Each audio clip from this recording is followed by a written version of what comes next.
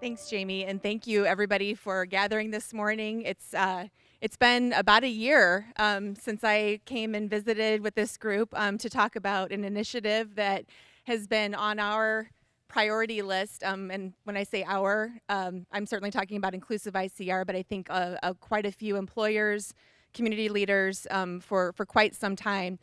We were just meeting to talk about this opportunity to have a tool, to have something where employers of all sizes, whether you're nonprofit, for-profit, regardless of your industry, being able to have access to a tool that is a starting point, and I do emphasize starting point, to understand where they are in the diversity, equity, and inclusion space, to take that information and then to build upon it with some really amazing resources. And when I came and spoke to this group a little over a year ago, wheels were in motion. We had a plan, but a lot of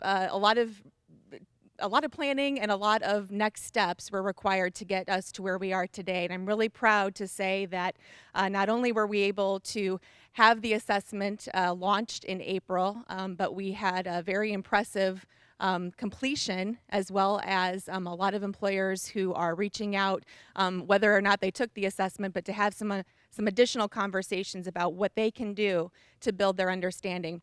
I'm going to go over a few things that if you did hear from me last year, this might be on repeat, but I think it's certainly worth repeating that this DEI index is made possible by our supporters, by our investors. First, the Cedar Rapids Metro Economic Alliance, the Iowa City Area Development Group, the Iowa City Area Business Partnership, and then ICR Iowa. Now, there's ways to say invest, and then there's also the support. So from a financial standpoint, this index was made possible so that this was a free assessment for everyone, which is fantastic. Then there's the I don't even call it soft cost because that just doesn't seem like enough. There's the staff time. So each one of these supporters not only invested to get us to be able to provide this for free, but the leadership, Jamie's team, as well as many others were able to help us kind of sort through the steps, work with the partner to develop, get the word out about the assessment, and then the launch of a couple of very important resources we're going to go over here today, which includes the resource library. Again, might have already heard this, but it's certainly worth repeating because this is a coalition that is free and accessible to everybody. As Jamie mentioned, Inclusive ICR has been around in one way or the other for over 11 years, which started as a group of employers that got together, that identified that talking about diversity, equity, and inclusion and building a culture of inclusivity both within their workspace and throughout the region was a high priority for them. I don't believe at the time there was one person within that coalition of maybe 20 to 25 individuals that was their full-time role. It was, however, a priority for that organization. It was a priority for themselves. And so we got together to talk about how we could support each other, how we could identify tools, how we could identify best practices, and we can share that information with other employers and other organizations that also saw DEI as a high priority. 11 years ago, that wasn't such a general, or I'd say mainstream group to come together on a regular basis. And I'm very proud to say that that group has gone from 20 to 25 employers to now over 95 employers, representing over 300 individuals throughout the region. This group gets together 6 times a year. It's a free coalition. It's a gathering place with a purpose to understand and talk about a variety of issues and topics in the DEI space. It's meant, the highest priority is to have a purpose of understanding, to come in and understand perspective, to be respectful of perspective, regardless if you agree or disagree. Everybody comes into those coalition meetings with the desire to learn.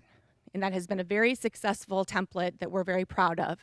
Again, this coalition comes together 6 times a year. I encourage everybody at the end of my 10 minutes, now probably 7, to get together to check out the coalition as well as the online resources. I'm going to talk a little bit about the DEI index specifically because this has been our project of focus for the last 2 years, in addition to the coalition meetings. The project scope was 1, to make it free, 2, to make it confidential for organizations of all sizes to begin, again, I emphasize begin, to explore their strengths and challenges in the DEI space. To provide a shared comprehensive regional assessment for the long term was the second priority. So not only if an employer took the DEI index and assessment, were they given an individualized, a customized assessment report, which will be coming out next week, but as a region, we are now going to have a report that identifies within the 5 pillars of this assessment where we are as a starting point, as a foundation to further strengthen our priorities, our work in the DEI space as a region. The third step, which I'm most proud of, is the resource library. Again, taking the assessment is one thing. What you do with that information, whether or not you took the index, what you do with a desire to build your DEI awareness, to build your DEI strengths within your organization is one thing. What you do with that desire is just as important, if not much more critical. But to understand it and to work on it, you need to understand where there are resources available, and we have resources. We have a number of impressive people, of best practices, of tools right here in our region that are ready to help you. So this resource library has also been launched to advance the DEI work beyond the assessment.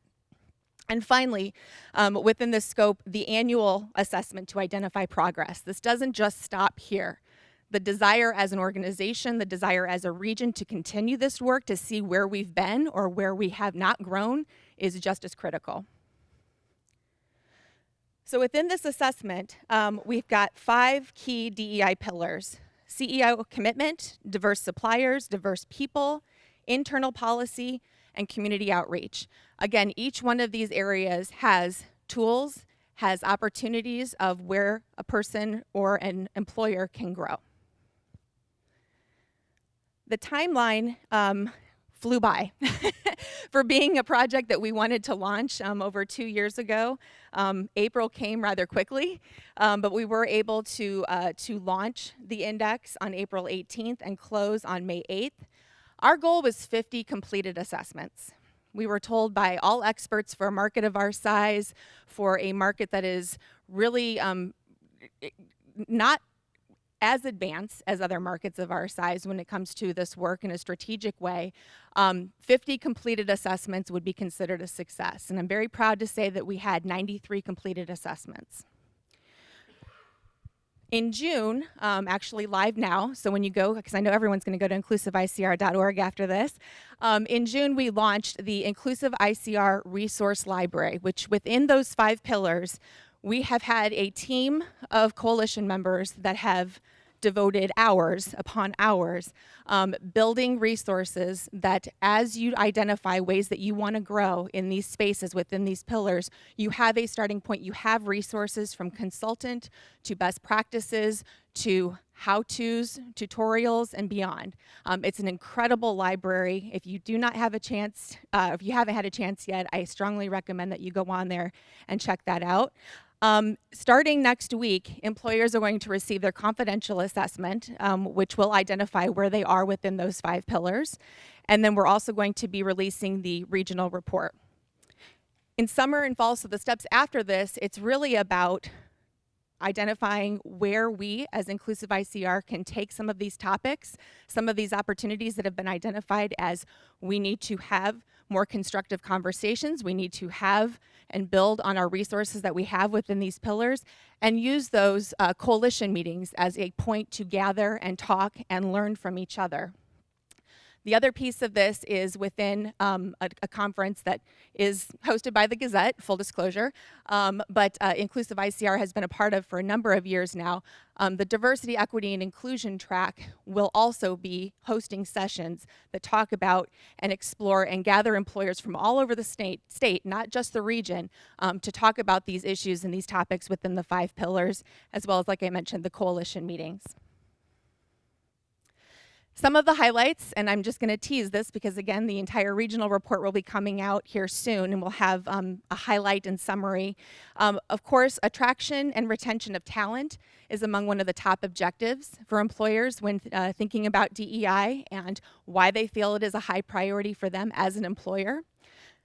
Another big takeaway is while we're fortunate to have large employers that have employee resource groups within their own organizations and are willing to share some of those practices with those organizations that are small to mid-size. It is very apparent that there is limited ability to have internal affinity groups or employee resource groups within some of those small to mid-sized organizations. If they do exist, it's usually a couple of people. And so the ability to connect to larger regional ERGs like Inclusive ICR is critical. This is one of my favorites. One of the highlights from the assessments is it needs to be authentic. This work needs to be authentic, and it's not a one-time effort. And beyond a statement, beyond a mission statement, beyond we see this as a priority, period, one of the big highlights was that employers understand that this work needs to be genuine. And if it's not genuine, it's very obvious that it's not genuine, and it will give just as much harm than good if not truly working in this space to understand and to build in an authentic way. So with that, I'm going to this is a list, and I think we'll share this after the meeting here today, but this is the core group of individuals that led the work within the launch and then now the next steps for the project. However, I do want to emphasize there were dozens of coalition members that put this work together, especially within the resource library. But if you have any questions, Stephanie Munsterman and Angelica Venata are our chairs this year for Inclusive ICR. We're really fortunate to have Jamie as our staff liaison as well. And of course, myself, if you have any questions about joining Inclusive ICR, there's a monthly newsletter. Our next coalition is August 17th, and it's a great time to join because we're already talking about 2023, especially as the regional report is upon us. So with that, this is the most boring part of the presentation, guys, I promise. I'm going to hand it off to Anthony Arrington, who has an incredible story to tell, and we'll be sharing kind of how to take this work to the next level.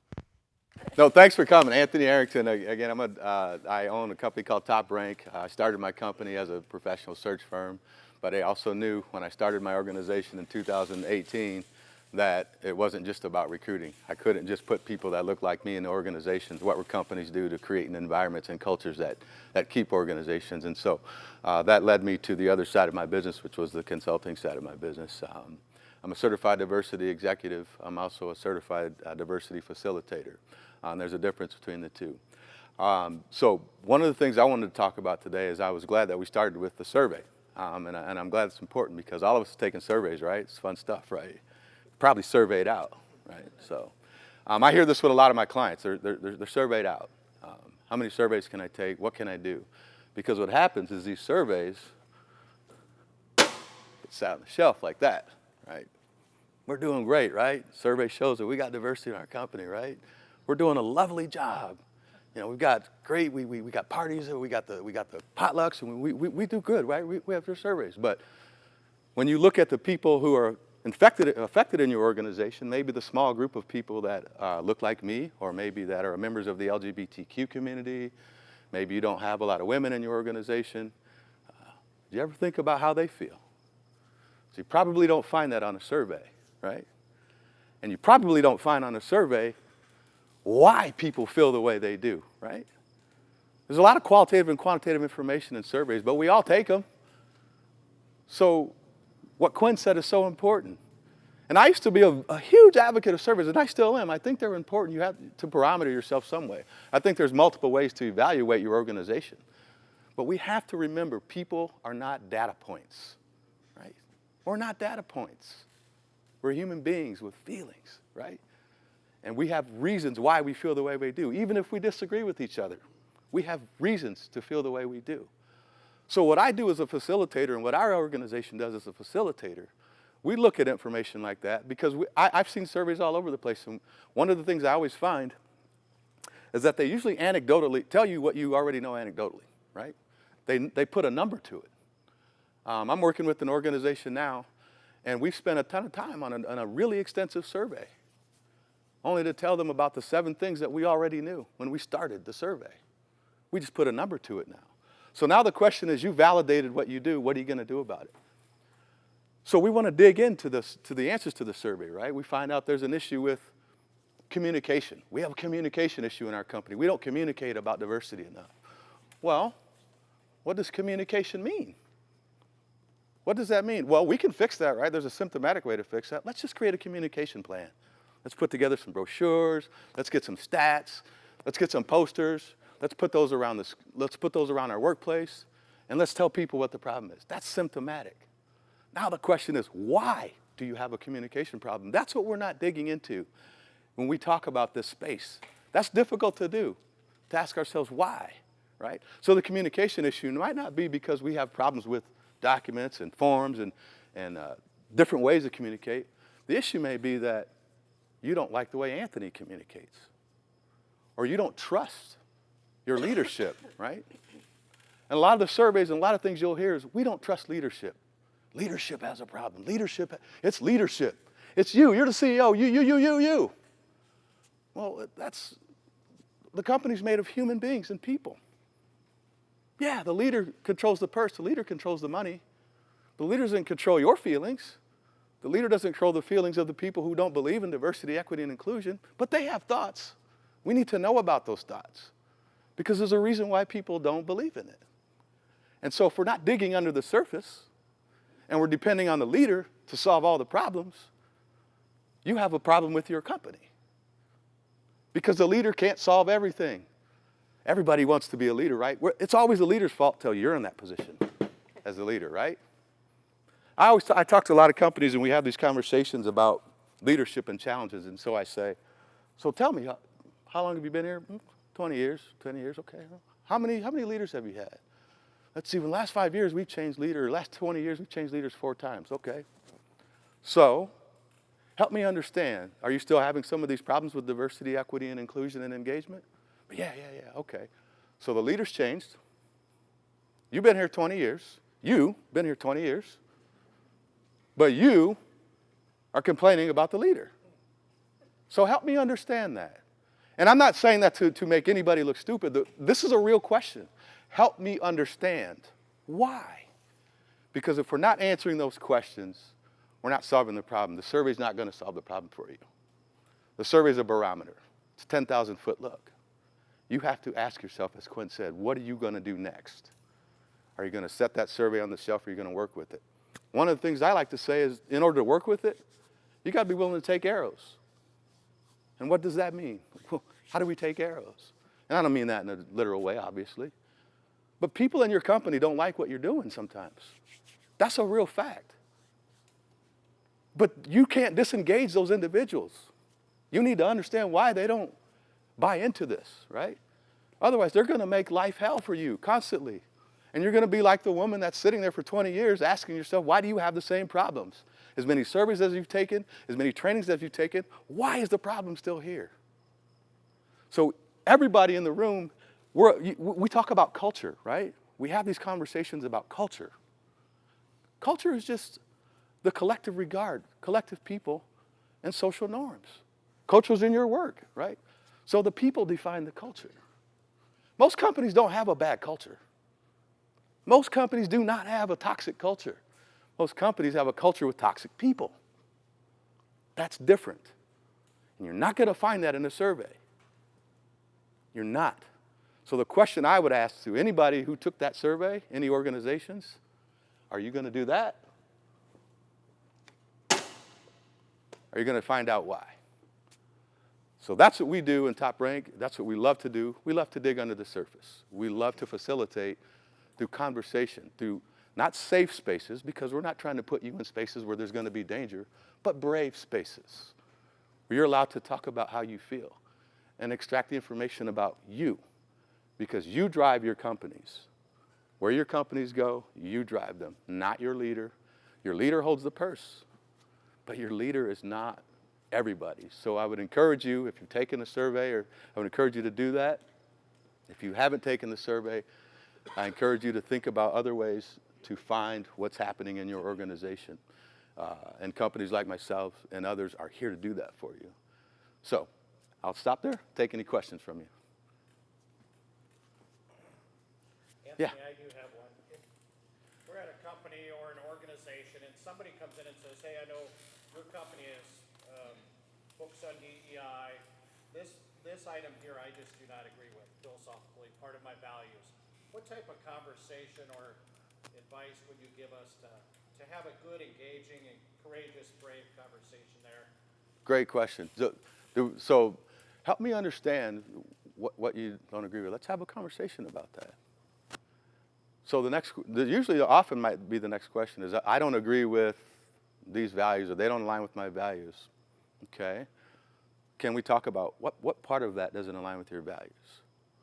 So I'm making this up. I'm just making this up. So maybe the conversation is, I don't believe that we should. I don't believe that we should have health benefits for LGBTQ community. That doesn't align with my values. Okay. So you believe in health, right? Believe in health. You believe everybody should be healthy. So tell me about what healthcare doesn't align with your values.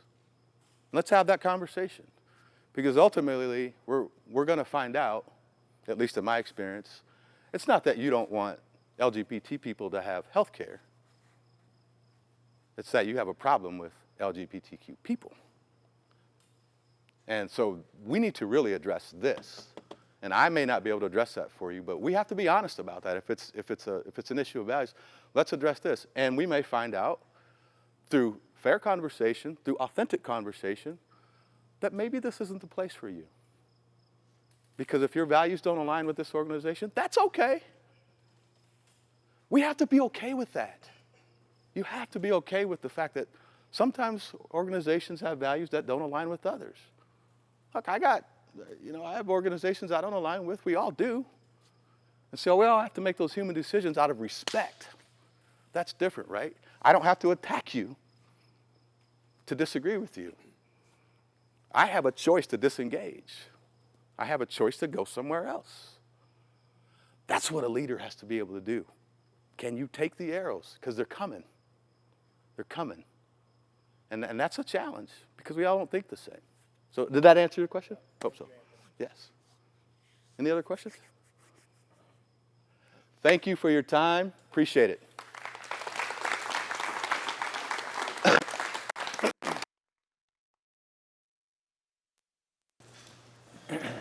Hello, good morning. I'm Alabama, straight out of Birmingham.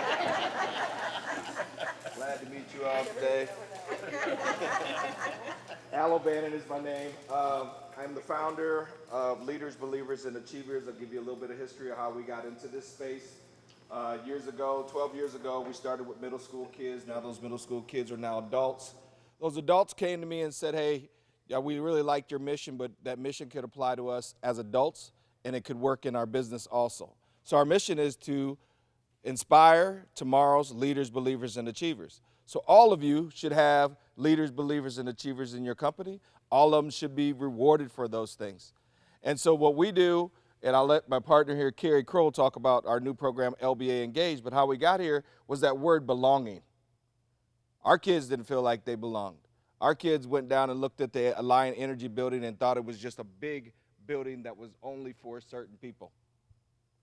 That really hurt me. But when I went into Alliant, I could also feel a sense of people that don't know how to welcome people that don't walk and talk like them.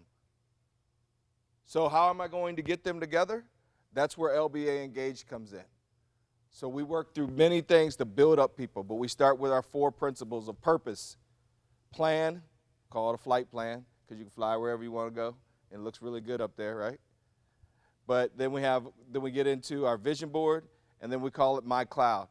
And with My Cloud, we have a program called Vision U.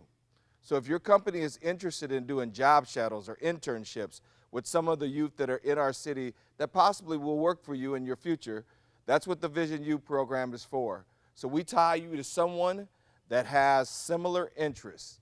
So we're not necessarily, if you're an accountant, we don't necessarily want you to talk about accounting. If your passion is in fishing, then that's what you will tell us so we can hook somebody with fishing. So you can have conversations that are open and honest about fishing. So if the conversation gets a little tough, gets a little weird, because this, that, or the other may happen, you already have some common ground that you can always go back to. And let me tell you, kids need that common ground. People need that common ground. As Anthony was saying, we are not robots. We are human beings.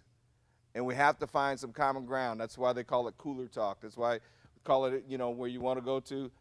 I'll give you an example. Every Saturday is an Iowa football game. Guess what? We all get along for some reason that day. So I'm going to hand it over to Kerry. He's going to talk a little bit more about LBA Engage. We have some flyers for you, or I have a business card for you after we take questions. Okay, good morning. Yeah, so as Al mentioned, specific to the work that we're doing, LBA Engage, we're taking a slightly different approach to the topic. And the reason for that is whenever you're walking into a space, what you want to do is lean into your strengths. So both Al and I as individuals and our organization, as Al mentioned, is about building up specifically young people, and then we work with adults in the community, help them build them up so they are stronger advocates to be mentors and leaders, and as we call them, vision coaches for the young people. So what is our strength? It's people. And as we were looking at this space, because it's so critically important, really started digging into what are our experiences. In the past, I've gone through a number of DEI trainings, and as you know, you go through it, and what we often see is the minute you mention we're having a DEI training, what happens to 50% of the room mentally? They shut down. Right? Because immediately they're thinking, I'm going to be lectured to, somebody is going to be presenting something maybe morally that I don't believe in, but it just becomes very, very difficult to get that important information into them where they start believing it, and you can actually affect change. Because that's really what we want, right? We want change. We want to move the needle forward so we create a space where everyone feels like they belong. And so as we were looking at that, we spent more time really digging into what is the goal? The goal is to create a space where everybody feels comfortable bringing their whole selves into that environment, and we get to maximize the value of everybody's individual talents and perspectives and mindsets. And nowhere in that statement is there anything about groups of people. And so we really started thinking about that, is that maybe that's the change that needs to happen in the conversation. So rather than in the past where maybe I would go into a room and start talking to individuals about how can I help you be more understanding of this particular group, or how can I make you more culturally aware or sensitive of this group or that group, we were talking about groups. And the goal is to make people feel like they belong, not groups, people. And so with LBA Engage, we really are focusing on how do we get people feel like they belong. So let's get people to see one another as people. So you can go through a training, start understanding that where in the past maybe I talked about microaggressions that people unconsciously bring into a workspace, microaggressions, and that's like a standard traditional DEI topic. But I want to talk to you about micro-expressions.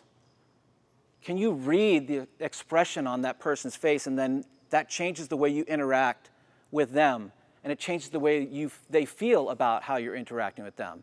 Different things like that. How can we help individuals see other individuals as people and get them to learn how to connect? And when you do that, then you're going to create an environment where ultimately, as you bring in more diverse individuals, diverse mindsets, diverse backgrounds, it is much more likely that they are going to stay, right? And that's the goal, is that they stay because they feel welcome, they feel like they belong, they feel like every portion of them is able to be brought forth in that space. And when you look at traditional mandated DEI trainings, corporate, there's a number of studies that show that what happens after those trainings is there's an uptick. You know, we talked earlier about surveys. There's an uptick in survey responses, but then 12 months, 24 months later, there often is not a change in the diversity of the organization or business. And that's because we haven't changed the way those individuals are going to be received and react to one another. How can we create an environment where they really feel like they can come in and feel welcome, like they belong, and they can flourish? And so that's really where we're looking at just a different way to approach it. And it's not necessarily like one way is better than the other. It's, if you think about it, if the goal for DEI is, in sports parlance, if we're trying to score a touchdown, you know, some teams are going to run it down, other teams are going to pass it down. There's different ways to get there. Our strength is in building and working with people. And as we did more and more research, we really feel like this is a a great avenue to help you reach your DEI objectives because of the fact that so many individuals are going to shut down when you mention DEI. But if I come into your workspace, we start saying, hey, we want to build up one another, we want to build up people, there's less of that shutting down of the mind, and people are more open to those conversations. And then you can kind of get into those spaces where you can explore some of those differences between one another and hopefully start creating the culture and environment where you're able to recruit in and maintain and keep a diverse group of individuals in your organization. Any other questions? I guess any questions? Or Allie, anything you want to add to that? No, my little spiel and my quote for any business that we operate is, I'm here to help your individual employees show off their side hustle. I believe that that's where people's passion is, and if you can get your people to show off their side hustle, your business is going to be a lot better off. Sorry, you said show off their what? Side hustle. Side hustle. Side hustle. Got it. I had a question about, so for instance, I'm a lawyer, and in order to hire, diverse lawyers, I need to have diverse law graduates. But in order to have diverse law graduates, I need to have diverse undergraduates. And so there's like a pipeline or a funnel issue that starts to compound and affect things. Can you talk some on how, like, what are efforts that can be made to help mitigate those, or like further drive, it's like, because what I'm facing is a structural, issue that, like, I can be as welcoming as I want, but, like, there's only so many graduates. So, do you want to respond? No, I'll wait for you to respond. Okay. But I love this question. I hear it every day. So I think certainly, given the nature of your business, it's a wonderful area for Anthony to respond. I will just say that there is a challenge there. First of all, being aware that there's a challenge is key, because you're going to have to cast a wider net. But going back to what we were just talking about earlier, getting those candidates in, and there's a number of things you can do to try and broaden the reach, but ensuring that when you do bring a candidate in, they're really going to feel welcome and thrive there, so that they're more likely then to help bring in other diverse individuals of whatever diverse background is going to be important, I think. That was part of what I was going to say. As you think about your ability to attract talent, where are you searching at, right? And I don't mean to put you on the spot, but you asked the question. So my first question tonight would be: have you contacted any HBCUs? Did you spend time on those campuses? Do you talk to the career services at those locations? I'm just asking the question. Like, I'm not directly involved in the hiring process. I'm more so Right. asking the broader. So I want to tell the story because it's so important. It's not even about you. But I remember I was working with a client, and they were doing some recruiting, and they were looking for some more African Americans for these positions. And so I asked them the same question. I think I'm allowed to layer up. Yeah. Okay. I asked him the same question that I asked you. I asked this leader the same question, and they looked at me like a deer in headlights. And it was a white woman in about her 40s probably. And she looked at me like a deer in headlights when I said, have you ever been to a historically black college and university to recruit? And I knew what the answer was, but it wasn't my job to make assumptions. So I wanted her to answer, so we continued to talk. What it came down to is she felt because she was white, she was scared to go on campus. So herein lies that personal self-reflection challenge, right? You live less than 10 miles, your company, from a black college. And you're trying to find black people, and you won't go to that school because you feel uncomfortable. That's a problem. And that, not for her, it's not her fault, but that's a challenge that we all have. And so we have to be able to accept that and say, what can I do about it? And I'm not saying that was the case with you, but that's just an example of, where are you fishing? Where are you fishing? And are you willing to go fish somewhere else? So hopefully that gives you some insight. Suppose you go fishing in the right water hole, then what's next? What's that? All right, so like and sorry to keep the conversation going, but Sure. It's like, so the 2 points I've heard is, focus on attrition and go fishing in the right hole. Totally valid, great points. Right. Like, what are some of the next steps that you do once you get some of that low hanging fruit? Right. Now I've got to sell my company and sell my community and sell my people. So who are the advocates in your company? Who are the champions? And they don't always have to be black, or if you're trying to find women, they don't always have to be women. Are they advocates, and do they understand understand the space. And so because it's sales, I don't care. Recruiting is sales. Everything we do in this room is sales. I don't care what you do. You're selling something. So the question is, now that I'm in that space, how do I create a sales presentation? How do I present my company? How do I make those individuals want to come to my community and my town? And it's not just about your law firm. It's about the grocery store down the street, right?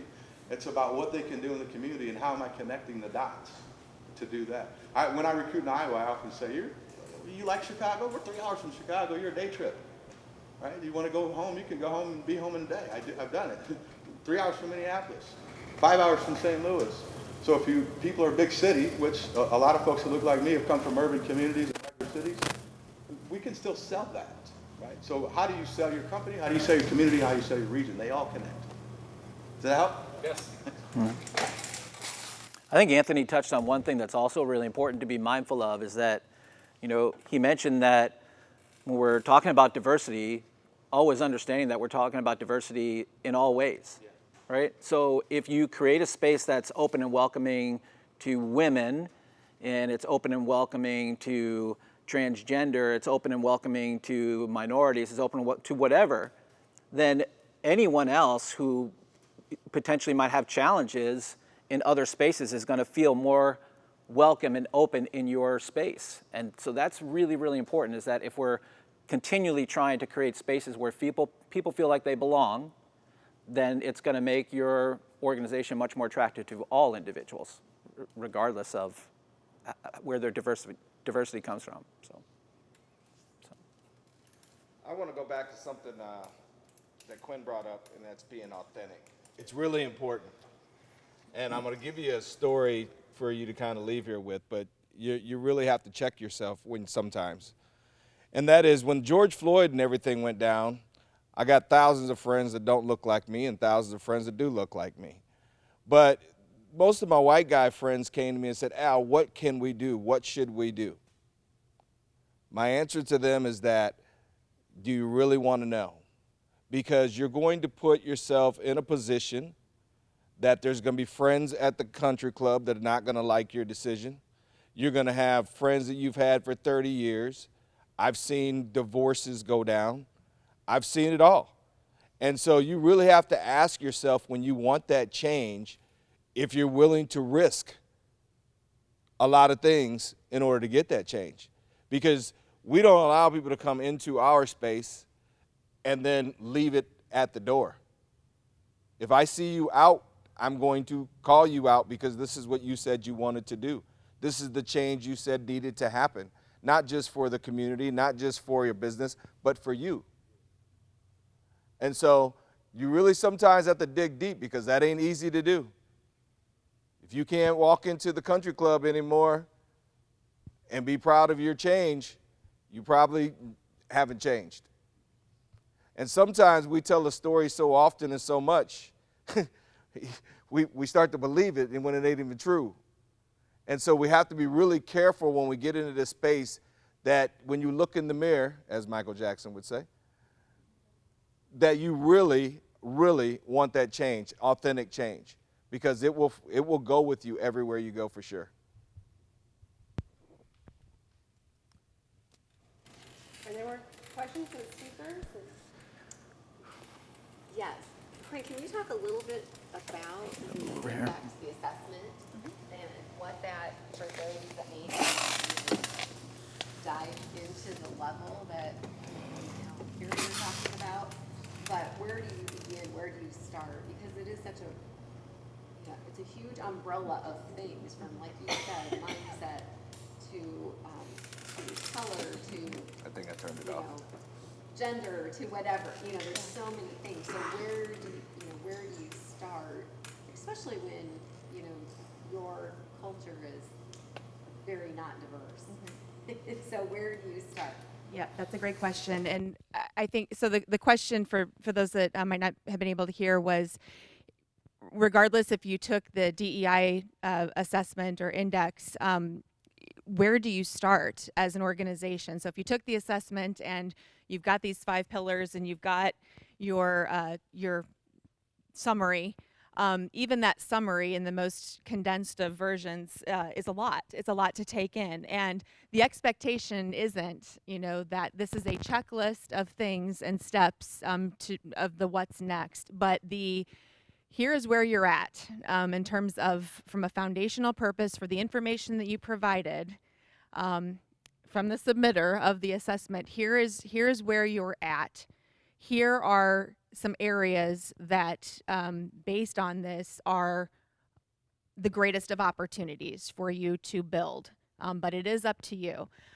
So my recommendation, and the Gazette did participate in the index, and we've been having these very conversations, Kim, about what do we do once we get this assessment. First, we need to get it back and discuss it.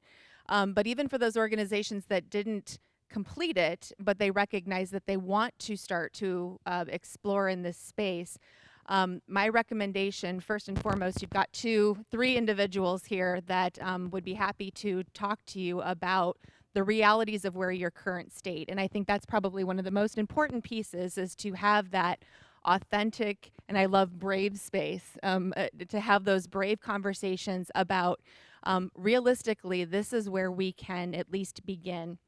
The second piece, and I think that more and more we're seeing a lot of employers participate in inclusive ICR because they do want to be able to connect and be able to bring information back to their organizations, to share, to discuss, even if there's only 1 or 2 representatives that can participate.